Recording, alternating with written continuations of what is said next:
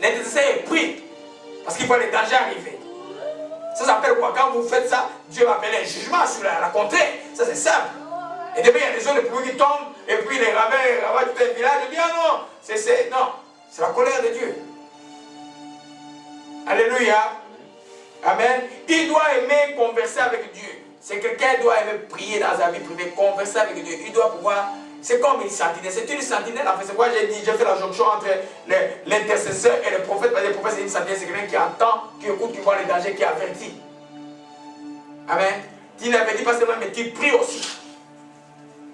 Alléluia. Amen. Alors aujourd'hui, nous voyons ce qualificatif que je voulais vraiment en faire aujourd'hui, qui est, dans l'esprit nous a donné un texte pendant qu'on prie, c'était quoi?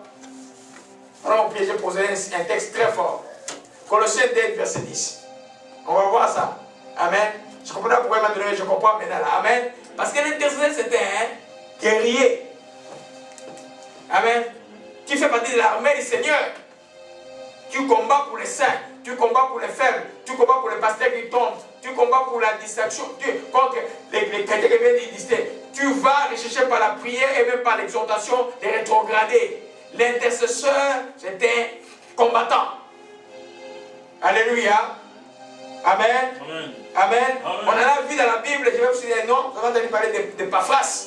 Qui a entendu parler de nom d'Epaphras? Avec souvent déjà pour l'Ancien Testament, on va prendre l'exemple toujours du Nouveau Testament pendant ce temps ici, pour que nous comprenions. Epaphras, amen. Prenons Colossiens 4, verset 12. Colossiens 4, verset 12. Alléluia. Ça, c'est un ami de Paul. Amen. C'est un compagnon de combat de Paul. Alléluia. Amen. Je prie que son esprit là soit sur beaucoup des enfants de Dieu et ça va combattre pour les siens. Lui venait de Colosse, c'était sa région natale. Il avait une grande sollicitation pour sa région natale. Il a dit, il va intercéder pour sa région natale. Amen.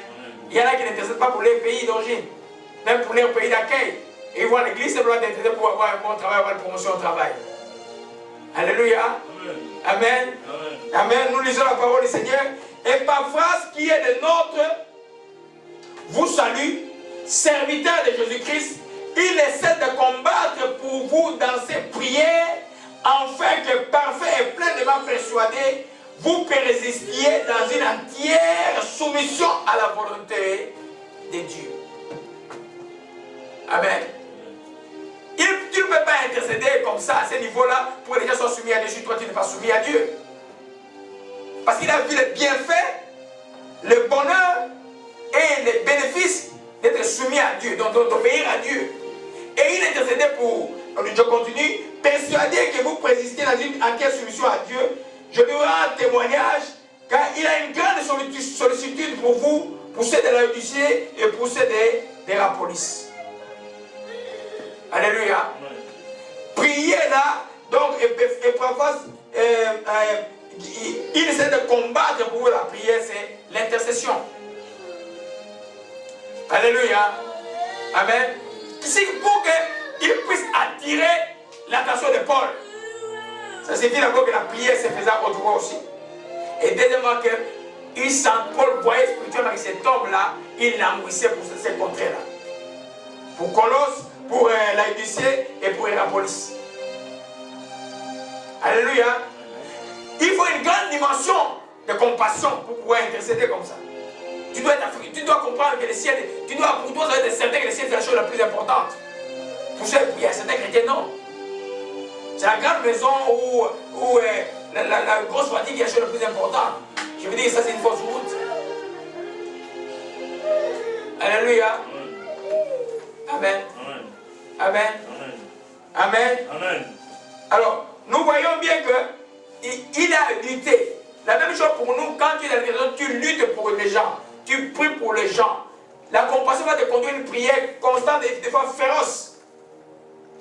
On a vu la fois, tu peux même laisser te faire et tu partages la souffrance de ces gens-là. Tu sens d'une souffrance, tu sens d'une douleur. Tu te sens comme tu étais perdu des fois alors que tu n'arrives rien fait de mal. Amen. Tu te sens comme rétrogradé, mais tu n'as rien fait de mal. Ça te pousse à prier pour les gens. Alléluia. C'est dans l'intercession que naissent les nouveaux-nés. L'accouchement à l'église a comme moteur l'intercession. S'il n'y a pas de vrais intercesseurs, il n'y a pas de vrais chrétiens à l'église. Amen. C'est pendant que vous intercédez. C'est pourquoi je dis l'intercession, ce n'est pas une histoire de dire, oh, il est 18 et je vais prier. Non. C'est une histoire qui se prépare. Tu es dans le poids est là, le désir est là. Tu gémis comme... Quand je gémissais comme une femme, je ne sais même plus là. Amen. Tu gémis comme une femme qui va accoucher. Parce qu'il y a une nouvelle naissance qui va se passer demain. Alléluia. Pour ceux qui s'intéressent surtout à l'esprit, il va arriver d'intercéder. Le poids des parents va dire, pris en larmes, il ne sait pas pourquoi, mais peut-être c'est ta fille, peut-être c'est ton neveu, peut-être c'est l'enfant du voisin qui Christ est en train de sauver. Alléluia. L'intercesseur c'est un guerrier, mais aussi, c'est lui qui initie l'accouchement. Il crée, il produit les enfants. Alléluia. Amen. Amen. Amen. Amen. Amen. Donc, je reviens sur le texte ici, nous n'avons pas de l'ordre de la prière. Amen.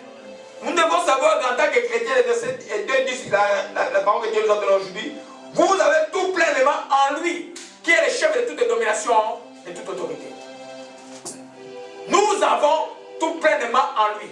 Et quand tu intercèdes, tu peux être avec autorité, quand l'autorité a des démons qui sont cuites, des démons qui sont je ne sais pas, au Bénin, qui sont au Centrafrique, les démons qui sont en Chine, par l'autorité, et les démons vont partir.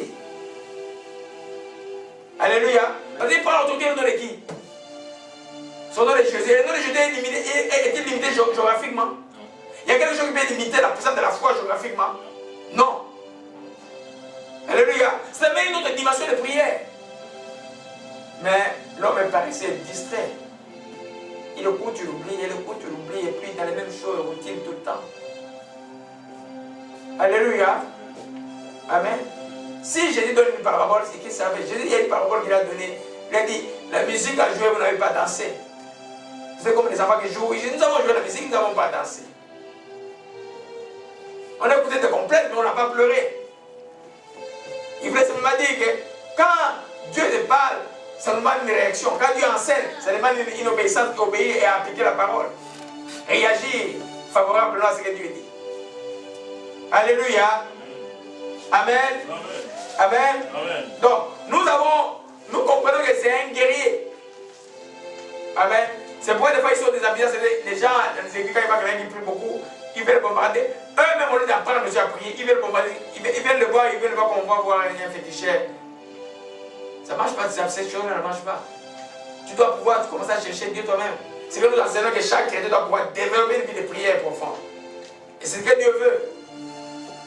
Amen. Parce que Paul dit, prie, et j'exhorte aux chrétiens, les colosses, à tous les chrétiens, de pouvoir prier, de pouvoir intercéder. Alléluia. Amen. Amen.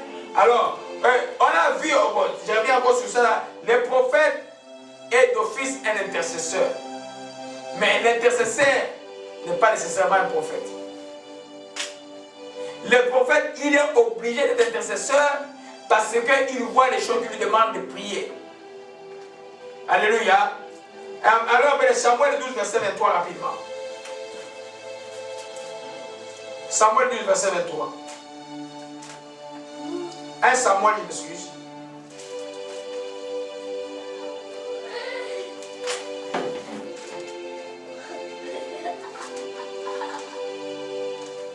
Amen. C'est vrai que le peuple d'Israël était très très rebelle. Amen. Samuel 12, ok.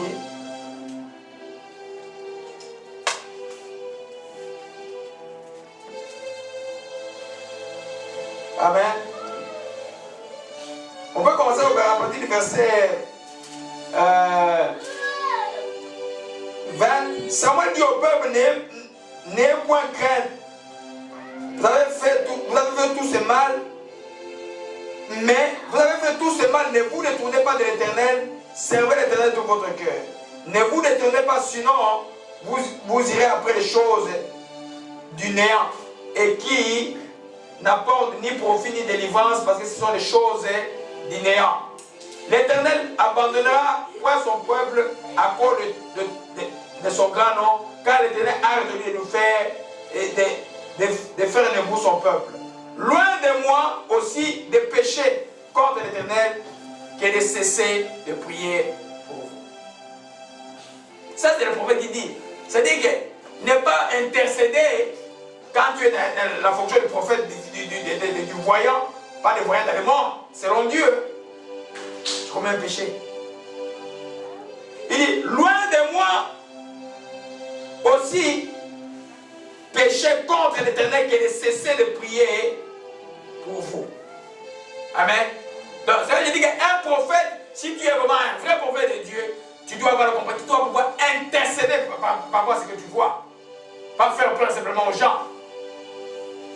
Amen. Samuel a dit que ne pas prier, ne pas intercéder, c'était quand tu es en position d'autorité spirituelle ou en position même des prophètes ou l'intention d'un chrétien qui peut voir les choses, tu pêches.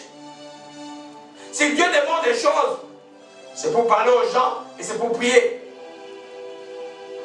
Amen. Il y en a qui voient des choses, qui ne prient pas, et puis qui ne parlent même pas aux gens. Vous péchez. C'est pas moi qui l'ai dit, c'est la parole que tu viens de lire. Samuel dit, loin de moi l'idée de pécher contre l'Éternel, qui est de cesser de prier pour vous, ce peuple rebelle qui est d'Israël. Alléluia. Amen. Donc nous comprenons bien que, un autre texte qui appuie ce que je vais dire, Ésaïe 40, verset 28. Ésaïe 40, verset 28. Oh mon Dieu, que ton nom soit béni. Alléluia. Le Seigneur est bon. Il est plein de grâce et de miséricorde. Ésaïe 40, verset 28.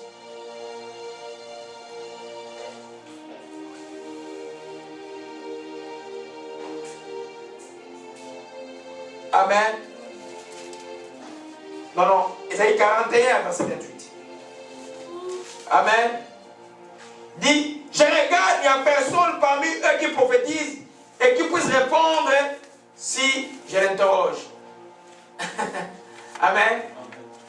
Nous voyons que maintenant si l'église n'a pas l'onction de prophétie, il n'y a pas de prophète, Dieu va interroger qui?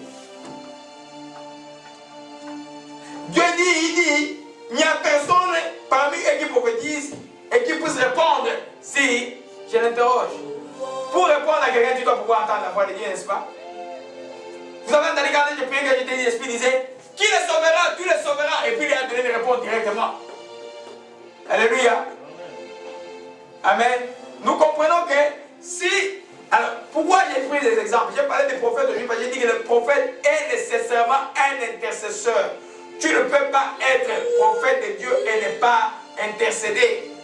Tu ne peux pas dire que tu es prophétesse, comme il y en a beaucoup qui en sortent maintenant plein de Jézabel, et puis qui disent, et qui n'intercèdent pas, qui veulent toujours dire des choses qu'ils ont vues. J'ai vu ça, ma soeur, je t'ai dit que parce que j'ai vu ça. J'ai vu ça, ça ne change pas beaucoup de choses. Les prophètes étaient chants de cours, des choses, des événements. Non seulement il a averti le peuple, mais il se met à intercéder le peuple, pour le peuple. Amen. Amen. Samuel, quel cœur qu'avait Samuel avec. Amen. Il intercédait toujours. Alléluia. Amen. Amen. Alors, on a vu la fois passée, je vais juste sauter ça rapidement. Tu dois pouvoir te libérer des fardeaux que tu as. Si tu ne sens pas les fardeaux, bon, ça te concerne pas ce que j'ai dit. Si tu sais sentir les fardeaux de Dieu, que le besoin de prier est là, sans que tu aies un membre, que je dis ça, tu as besoin de prier, il faut que tu pries jusqu'à ce que ces besoins cessent. Tu pries jusqu'à ce que tu vas sentir que tu as la paix dans le cœur, tu arrêtes. Ou jusqu'à ce que tu vois une vision, ou jusqu'à ce que tu vois une réponse de Dieu. Jusqu'à ce que Dieu te dit, par exemple, cesse. Comme il dit plusieurs fois, non, arrête, là tu exagères, arrête, j'ai déjà réglé cette chose. Alléluia. Amen. Alors, c'est ce que nous avons vu sur l'intercession. Rapidement, aujourd'hui,